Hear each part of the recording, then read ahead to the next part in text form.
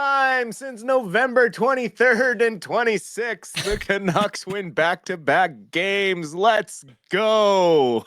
First back-to-back wins in all of 2025. Yeah, I should specify in regulation. They did have back-to-back wins in overtime, but yeah, that's hey, things are looking up for now. For now, yes. We're playing until Nashville next so who knows what we're gonna get, right? But we don't have to talk about Nashville yet. We can talk about the Canucks because they win 4-2 against the St. Louis Blues, and they looked pretty good doing it the whole time. Special teams, the story of the night. Best way to kill a 4-minute penalty against is to score a shorthanded goal. So, 100% on the power play, a shorthanded goal. They did give up one power play goal, but were able to kill off the other 4. So, just a really good team effort tonight. All the right guys chipping in. Unfortunately, Miller got his Gordie Howe taken away. I guess Petey got a little piece of that Besser shot on the power play goal that Garland tucked home. So, but still a strong game from Miller.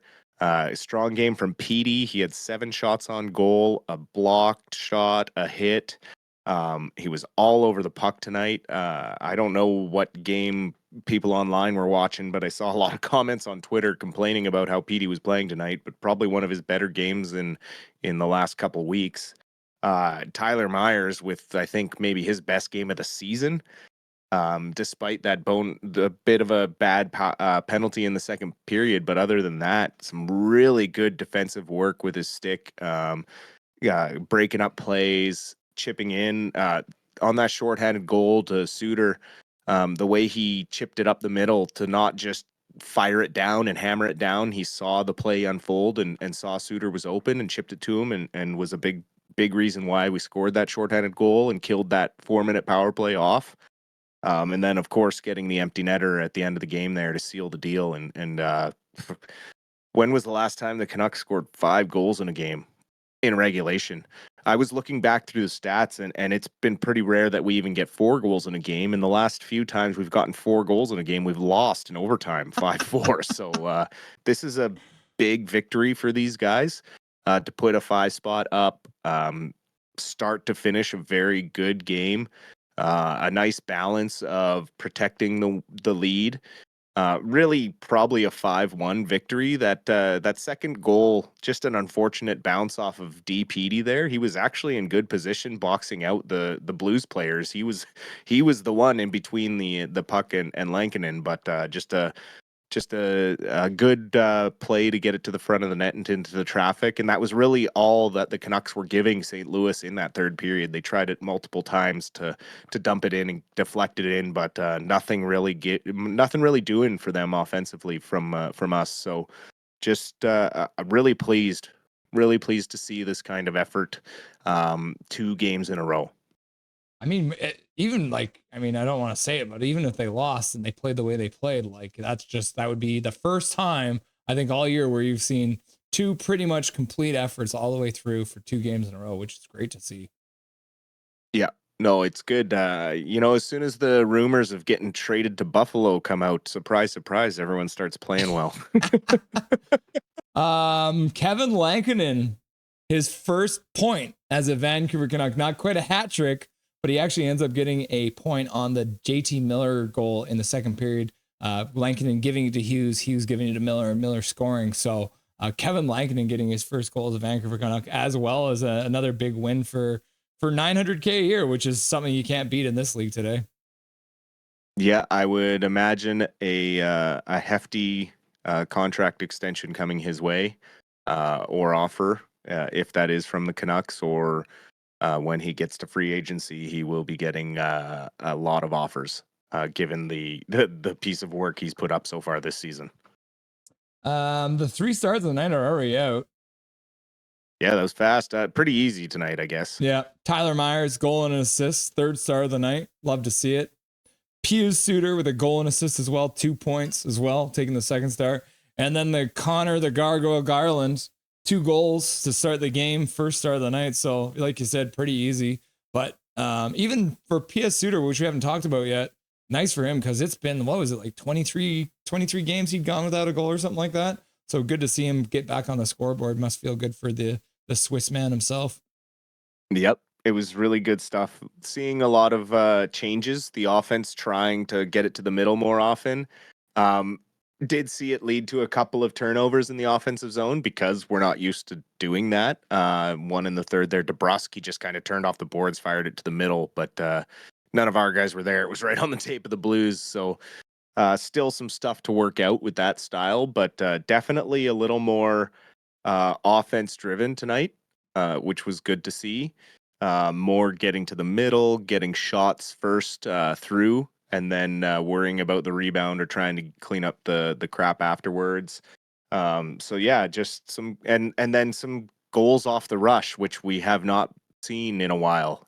Miller breakaway goal on the power play, which was a good quick breakout by Hughes, not trying to slow down and skate it up, and then also Suter on a shorthanded one. So just some really good stuff out of this game, and obviously, as we've had all season, we can't get too excited about it because we don't know if we can keep this consistent. However, um, the last two games are very good signs of finding some sort of traction. Finally, after a year of struggle and rumors and all of this, it's nice to see a game like this where a leader has a fight, and all the guys that should be getting points are getting points, and taking a bit of the onus off of Hughes to carry the entire load, and just a good 60-minute team win in this game here. With Sherwood out of the lineup, the Canucks didn't end up getting as many hits because obviously he gets like 10 hits a game. They actually get out hit by St. Louis 21-14, but it didn't feel like they were getting run out of the building. They must have adjusted, like you talk about sometimes, where it's not about how many hits you get, it's about the quality of those hits. Yeah, and that's the thing is, yeah, St. Louis was throwing a lot of hits, but they weren't necessarily recovering the puck often by throwing those hits.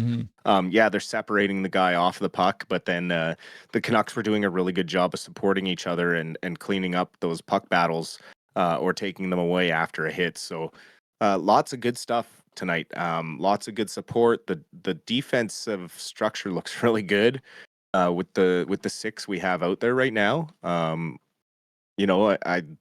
don't know if DPD's going to stay in for the next game in Nashville, but I would like to see him stay in. He does some really good stuff out there. Obviously, uh, uh, some rookie mistakes, but when you're winning a game like this, they're a little more palatable. But going forward, I'd like to see him getting more of a chance because he definitely looks calm out there. And when you're not super noticeable, that's almost a good thing as well. So like the stuff I see out of him so far, throws the body, separates guys from the puck, and also he's a shot first type guy. So he's just got a good two-way game and a good head on his shoulders. So hopefully we see him getting into more games here. He almost looks like an upgrade on Desharnais right now. So. And I mean, I was actually surprised that one game where Desharnais stayed in the lineup because I was like, that's an easy move, right? You take DPD, put him in, take Desharnais out. And I didn't do that the first game, but now that's kind of what has happened. And with Tyler Myers back in the lineup, another big guy who's really steady back there, knows how to throw his body around. And like we both talked about, knows how to box people out. And Tockett's not the kind of guy who likes to change his lineup after a win. So that might be a good sign for Mr. DPD to actually be back in the lineup against Nashville on Wednesday. Well, especially this win. This win felt a little different for the Canucks than we've talked about in the last little while. Like, this was a complete victory, start to finish. Whenever St. Louis tried to push back, we pushed back just as much. We got key goals when we needed them. When St. Louis, it looked like they were going to come and swing the momentum their way. Getting that shorthanded goal was huge to totally deflate that 4-minute power play they had, and really just put them behind the 8 ball from then on. So just really good stuff tonight. Doing all the right things, all the stuff that the Tockett's been kind of preaching the last week or so, of getting more to the middle and focusing on that right now. So we haven't had to talk about the defensive play very much. Like, we know the defensive structure is there, so seeing these signs of the offense starting to break through and getting a little more off the rush and being willing to kind of shoot it into traffic and look for the rebound is positive stuff. We starting to see maybe a bit of a goaltender controversy, because I know the Canucks have been talking about trying to get Thatcher Demko into more games, trying to get back into the swing of things. But at the end of the day, they're trying to push for a playoff spot, and Kevin Lankinen is clearly playing better than Thatcher Demko has. Do you think it's going to be harder to sell Thatcher Demko as the starter on this team moving forward? Right now, I think for sure. I think what's hindering Demko a little bit is he missed training camp. You missed a lot of time trying to figure out this knee situation.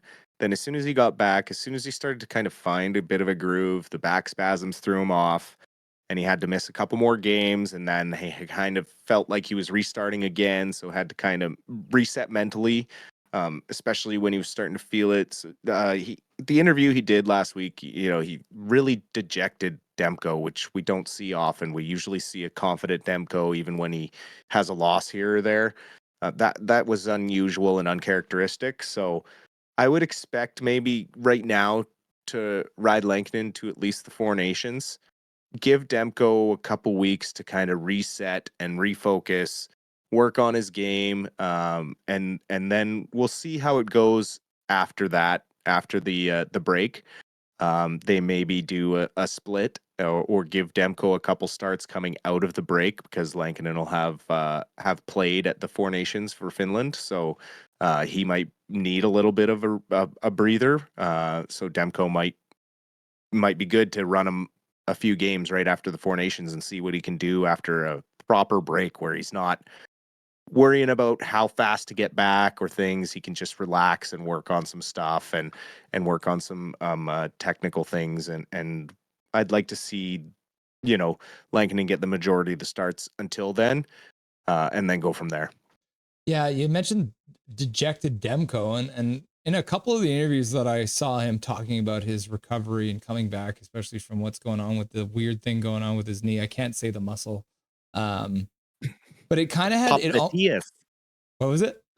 The popliteus. There you go. From what the kind of the vibe I got from him was during the summer, I think he was almost questioning whether or not he would ever be able to be a goaltender again. And I wonder if somewhere in the back of his mind that's still just sitting there, because the reports are it's something that he can probably play with, but he's probably going to be playing with pain if he does. Are you maybe getting that kind of vibe where if Demko's like, am I going to be able to be a full-time NHL goalie again with the injury that I sustained? There would have to be that kind of mentality with something like that, especially when you're kind of the only one and you don't really have anyone to talk to or turn to or ask about their experience with the injury going forward in their career. He's kind of a lone wolf in that sense, where he's experiencing this and trying to fight his way through it on his own and find his own path. And that's tough. I mean, that's tough for anybody, regardless of being a goalie in the NHL. That's just, if you have to deal with that in your everyday life, that'd be difficult. So yeah, it's got to weigh on him. But at the end of the day, I think getting some proper time to rest and just refocus would be the best thing for Demko. Uh, he's a creature of habit, and this whole season has been thrown off by things that get in the way of all your habits. He didn't get his proper training camp and the games that he wanted to start, and also he felt like he wanted to be back earlier than he did get back, I'm sure. So there's many things going into it, I bet, and I don't have any doubt that Demko can reach an elite level again.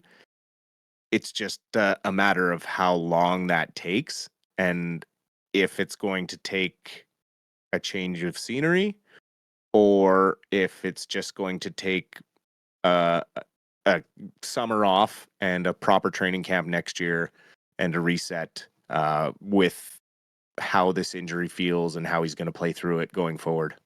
How did you feel about the Pettersson line tonight? Because we got the all Swedish line, Hoglander's back in the lineup. It looked like he had some fire in him. Even Carlson kind of not doing what he did in Abbotsford because he's on a scoring tear down there. But it seems like he's doing really well positionally. He doesn't feel like he's out of place. He's not making any big mistakes like he kind of felt like he was the first time he got called up. Are you thinking they might keep that line together for a little bit? Because they seem to be motoring along pretty good together as a Swedish line. I think so. Like you said, Tocchet doesn't like to change his lineup much when he gets a victory, and this is a 5-2 victory. Petey had 7 shots on goal. I'm not sure what Carlson had this game, but he was in there on the forecheck working hard. Höglander was throwing some hits and working hard as well. So um, definitely would like to see more of what that line can do as they build more chemistry. Obviously, it's the second game of them together, but I think it's going to utilize Carlson's talents more than burying him down on the fourth line. And it also gives Petey some options to kind of look for some open ice, because both Carlson and Höglander are good at digging that puck out of the corners and getting it into that open ice, and then getting to the front of the net to generate some traffic. And then Carlson gets a lot of rebound goals, so he knows how to get to the front and get into the dirty areas. So that's one thing I've noticed is that line has been getting to the middle more often. They do get pushed into their own zone a little bit here or there, but tonight it seemed like it was off of changes that a line was coming off, and then St. Louis was transitioning, and then the PD line was coming out in that transition and having to kind of reload on their own. So that was he wasn't getting a lot of offensive zone faceoffs and things that I noticed.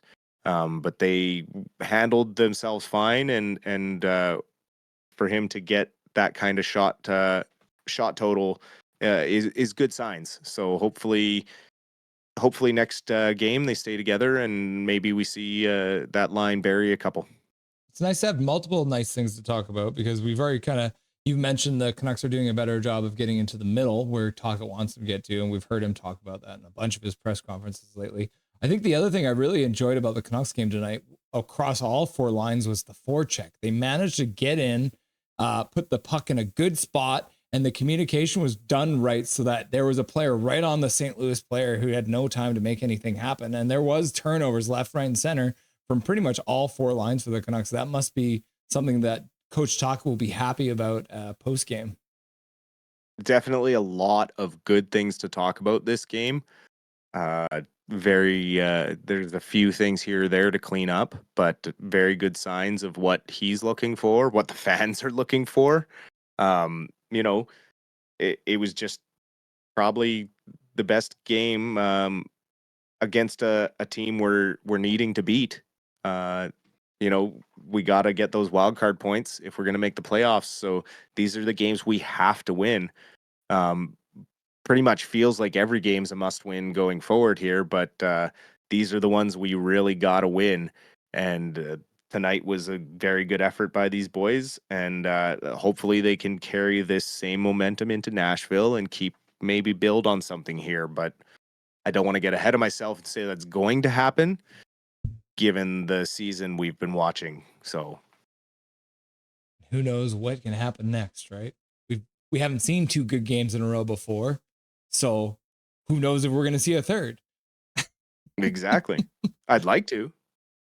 I really like watching this Canucks team. 3-game road trip continues on Wednesday in Nashville. It's an 6:00 start against the Nashville Predators, a team that the Canucks have absolutely struggled against for whatever reason this year. Does tonight's version of the Canucks show up? If they do you think they have a better chance to not get shut out by the Nashville Predators 3-0? Oh, 100%. If this team shows up, I was at that Nashville game that they got shut out 3-0, and let me tell you, it was one of the saddest live games I've ever attended. Watching this game tonight, it's unrecognizable, the team that I saw on the ice when I was in Rogers Arena that night. So if they can bring this intensity and get the same start like they had tonight and get that quick first goal and then build on it, take a multi-goal lead into the second period, that's all good stuff. So, lots of positive things happen this game. hopefully they can carry it forward and realize that, hey, we have to play like this every night. And if we do, we'll win and things will be more pleasant. Maybe we see the turning point here. On the same night, Wednesday, January 29th, we also have the Abbotsford Canucks playing against the Coachella Valley Firebirds, going for their 9th win in a row. What do you think the chances of Abby hitting 9 wins in a row against the Firebirds is? Well, they've had some pretty good games against Coachella this season. I haven't looked at what the season split is yet. I know obviously early in the season, every game was a split. It was win one, lose one, but their game has looked very good all around, and they're just finding ways to win. 2 games in a row, they got the game winner in the last minute from Lecker and then the other night just completely took over the game against Tucson. Made Tucson kind of lose their cool. They got into some penalty trouble, and when you're carrying this kind of confidence, it goes a long way. They have by far the best streak going right now in the AHL, and hopefully they can continue that on. Coachella has lost, I think, their last 2, and or lost their last 3. I think one's an overtime or shootout loss. So they're on a bit of a skid. So hopefully we can catch them sleeping. Cool. You going to be available for the first intermission on Wednesday, brother? I will be here. Cool. You got any last words for chat before I let you go? Well, I hope those memberships get gifted out, and if they do not, YouTube will refund me, and I will send them out next game. So if you do not have your gifted memberships turned on, make sure you find that out and be here next game, and maybe you'll be one of the lucky 20 to get a gifted sub. Perfect. Awesome, or membership, Dustin. rather. Enjoy the rest of the night, and we'll talk to you on Wednesday. Sounds great, brother. Nothing is perfect.